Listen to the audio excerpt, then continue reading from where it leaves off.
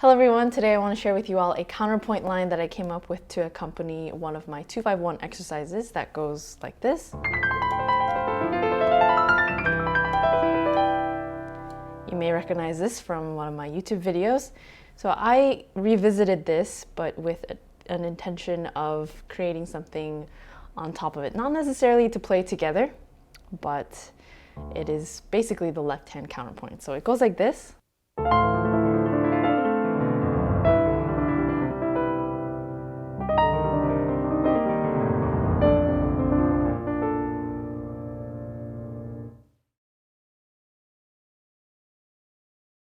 I started off with a very basic structure in mind, which is a D minor triad arpeggiated up and down and up.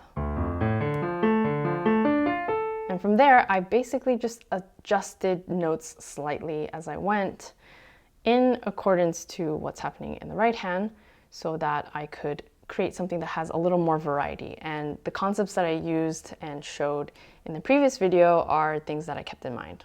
I wanted to always, like I mentioned, switch things up. So for example, right here, if I started from a stacked fifths position, instead of continuing that or continuing those notes and having that repetition, I deliberately tried to switch it up into something else that involves slightly different notes.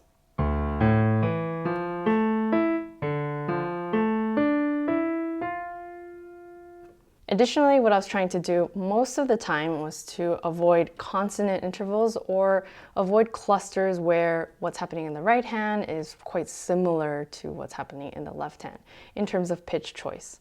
I was leaning towards intervals like sevenths, ninths, seconds, things like that, as opposed to going for octaves or fifths, sometimes even thirds.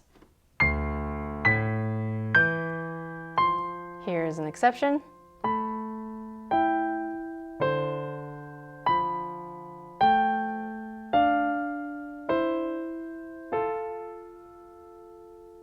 Now you may notice here, these three notes, you briefly have a moment of parallel motion. So both going down, both going up.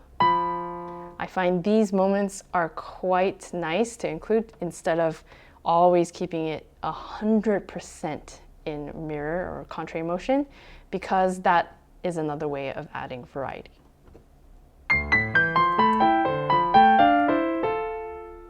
Now that being said, the next part is just a straight line outwards, and it is over a G7 chord, and it sounds like this.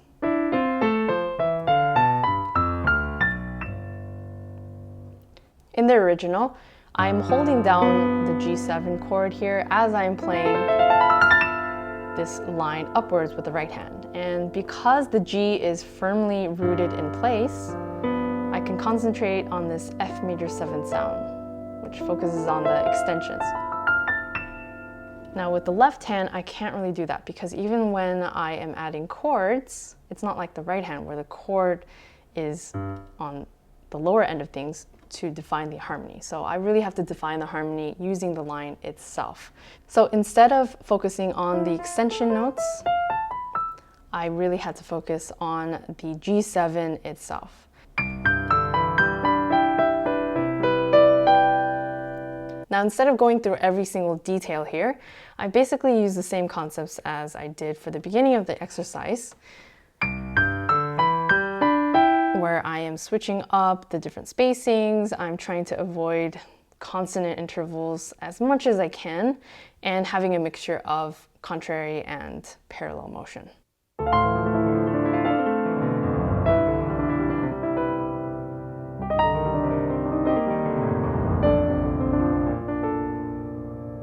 Now, to anyone who wants to learn this exercise, even if it's just part of it, I highly encourage you all to take the written transcription of it in C major, which I'll include at the end of the video, and study the different intervals, how it relates to the different chords, and transpose it to the different keys. I highly recommend this rather than just taking the PDF of all of the transpositions, which of course I'll make available to bonus materials patrons. But even if you have that, try to force yourself to transpose it yourself. And again, you don't have to do the whole exercise. You can just take the first 6 notes or the last 6 notes, whatever it is, and try it out. And it's much more effective that way in terms of learning the actual exercise, and it's a lot more interesting. So try it out. Thank you so much for watching, and I will see you soon. Bye.